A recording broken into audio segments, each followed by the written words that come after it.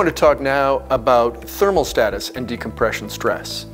One of the challenges in diving is that divers always want to be comfortable. And that may sound funny because it's very logical. We do want to be comfortable. But it's not always the safest thing to do.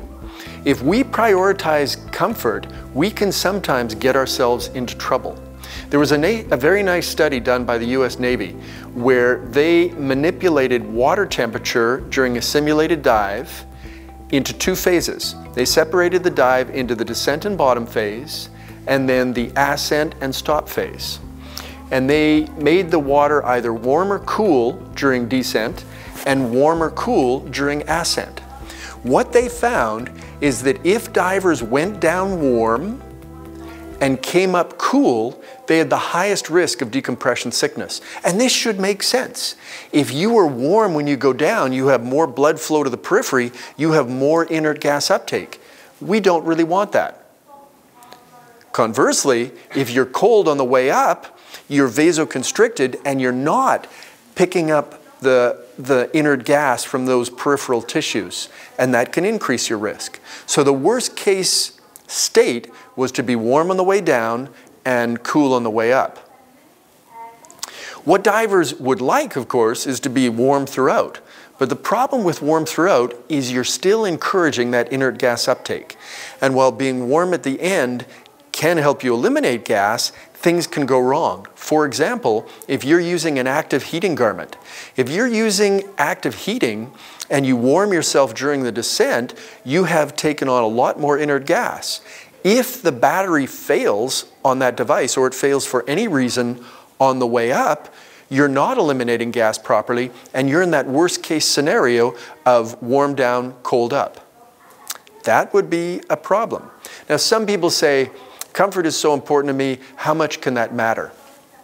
In the Navy study I mentioned, when they had divers going down warm and coming up cold, they had 30-minute bottom times at 120 feet.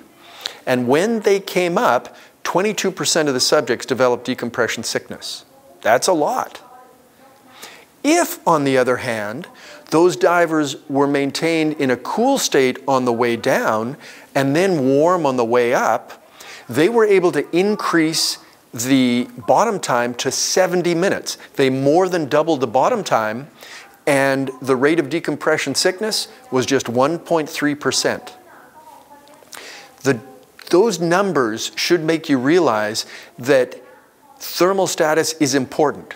So while comfort is nice, we have to be really mindful not to overheat ourselves unnecessarily and increase risk. So if we talk about the preferred plan for thermal status in terms of decompression safety, it would be this. Prior to your dive, you want to be thermoneutral. You don't want to be too hot, you don't want to be too cold. You don't want to be cold and build up a cold dead and then be uncomfortable. You want to be thermoneutral. Immediately prior to the dive, you want to minimize anything that can heat you too much. Now, this is a problem, of course. Just getting into diving equipment can heat you up. But you do the best you can not to overheat. On the way down, if you're using passive protection and you're not exercising too much, you're as close to thermoneutral as you can be. That's all to the good. When we start to come up from the dive, this is the point when we do want to make sure we're not too cold. So a little bit of mild exercise can again help stimulate the blood flow and help us clear out the peripheral tissues. And this may be aided by a thermocline. If you're in the kind of water that has a thermocline as you come shallow, you may come up shallow and hit warmer water. That's fantastic because that is again helping you promote your off-gassing. So that would be our best scenario, to go down neutral, to stay neutral on the bottom, and a little bit of warming on the way up. If you can't do that with a thermocline, it's possible you can do it with a heated garment, but you should use it carefully. It should be off or on the lowest setting on the way down, and then gradually turn it up on the way up. The reason I say gradually is we don't want a hard increase in temperature because that can promote bubbles coming out at the skin, what we know of as skin bends. We don't want to encourage that. So if you use active heating garments, it's best to have them low on the bottom or off and then slowly increasing on the way up. When you hit the surface post-dive, you should avoid post-dive heating as long as you comfortably can. I know some people love to get into a sauna or a shower or a hot tub post-dive, but if that's really your priority, you should moderate your decompression stress because that will increase your risk.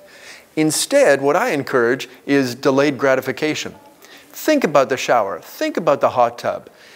Appreciate the concept, but take time, clean your gear, eat your lunch, get organized. The longer you delay jumping into that extreme heat stress, the less likely it will be that you form bubbles and precipitate any symptoms post-dive. Thank you very much.